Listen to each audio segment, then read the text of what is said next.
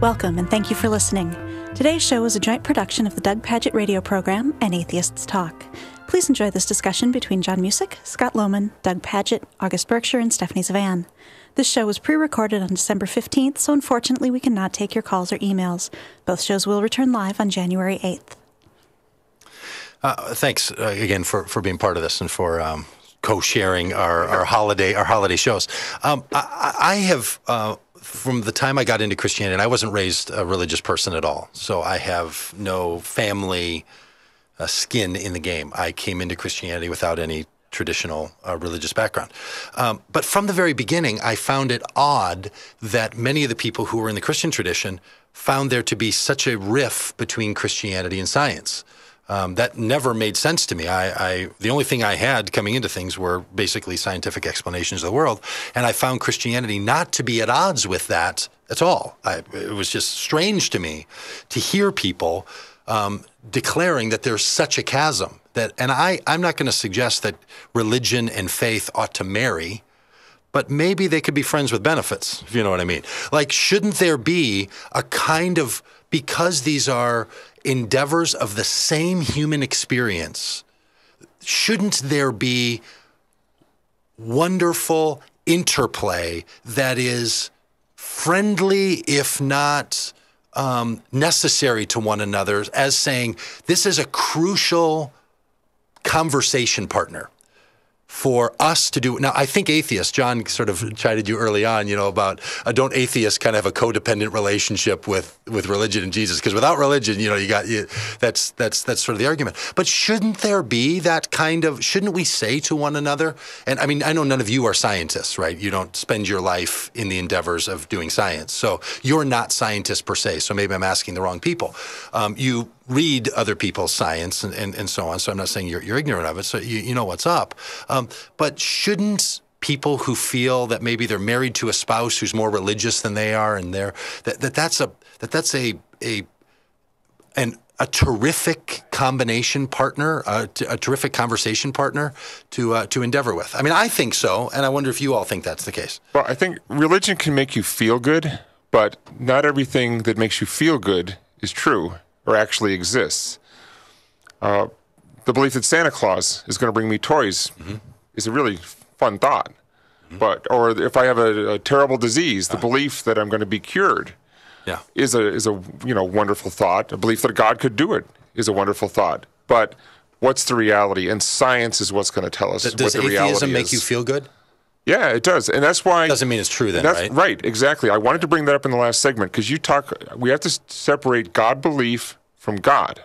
God belief can make people happy, but it's not proof that a God actually exists. Similarly, atheism makes me ecstatic, but I never use that as an argument for atheism being true. Yes. I've never heard that. I think that's true. I don't think you've ever made that argument. It's illogical. And there's no way I think I can imagine you being ecstatic. What makes you ecstatic? I contain it. Heart rate has ever gone above 52. But do you think that that they should be friends with benefits? Do you think they should be great conversation partners? Do you think that faith and science, that science is not everything that exists in the world, that they should have another conversation partner? Or do you think, nope, I'm sticking with one track and we don't need to listen to anybody else no matter what history or human experience tells us? The good elements of religion, the feel-good elements of religion can be obtained through humanism, and so we don't need the baggage that religion has. Yeah. So you don't think they should be partners? No. Okay. They're at odds because they have different methods of looking at the world. So everything that has, okay, you know what I was going to ask, is everything having different methods at odds and shouldn't be in conversation with one another? And I would say, there's the problem with science. I hope that that's not the case. I hope our science isn't limited to only listening to its own brothers and sisters in its process. Well, religion is always playing catch-up with science, so why do we need religion? And science is always playing catch-up with science. Name one area that science has had to catch up with religion. No, science always plays catch-up with science. See, and this is the problem again. We've created a false category called science, right? Science doesn't exist. I grant that, you grant that. It doesn't exist. It's a whole field of many, many theories and many, there's a lot of things on it, beautiful. but what it is a tool. Okay, It's a tool that we can use to figure out how the world works. So what we say is when Stephanie was talking about how, you've got the null hypothesis or what, is that's how we start. And, when I was a young parent, I would run through books, and there was a great one called "The Scientist in the Crib," and it talks about how babies do their learning by observing and seeing what happens.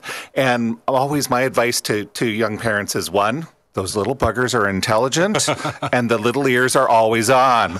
So because you can find out. Right. My brother has a great story about a young child using a totally inappropriate phrase for a 1.5-year-old, but at a total adult situation. Yeah. So that means that little brain is computing. Yeah. This is what Dad did in this situation, so therefore it's okay for me to say that too. So, do you think, Scott, that there should be does faith or religion and science, should they be conversation partners? No, I don't think so, because humanism is one case where we can do that. That can bring in those softer things where we have trouble defining, because we can bring in the science part, but then know that there are... And by science, what do you mean in that sense? When you say the softer parts and we're going to use science, what are you referring to as science? The parts where we tell our stories about what gets us through the day, and those sort of things are not the things that you can easily quantify on that, but it's the human interaction, when you put the smiles in and that we all have as part of us that, you just can't nail down, but that's the sort of the part of being human. I mean, yes, I'm a lifelong science fiction reader, and a lot of science fiction talks about, well, what makes us human beings on that? Yeah. Some of my favorite science fiction is discussion about that. Stephanie, can I ask you, we just have one minute left. Yep. So can I ask you, do you think that religion and faith, faith should be a conversation partner with science? I don't see that they offer more than things like art. Should art and science be conversation partners? Absolutely. Yes. Should religion and science be conversation partners? I don't see that religion offers more than art, and I see that it has drawbacks that art doesn't have. Art doesn't have that claim to authority, which is... Maybe I'm nailing Jello to the wall and I should stop here, but should religion and science... yes? Are those categories too sharp? I think they have competing claims to authority, and I think only one of them actually merits it. John, sidekick, do you think that religion and faith should be conversation partners? I think you guys sound like Republicans talking about taxes. And there ain't no way you're going to approve any kind of tax thing. That's the same. You're just not going on the road. Do you think religion and faith should be conversation partners? Let's have a party. Let's have a party. All right. An orgy. Well, right on. I do. I think they absolutely have been. They always have been. They should be. And I want to be in that conversation. All right. Well, thank you, everybody. Our time is now up. And thanks to you for listening to Atheists Talk.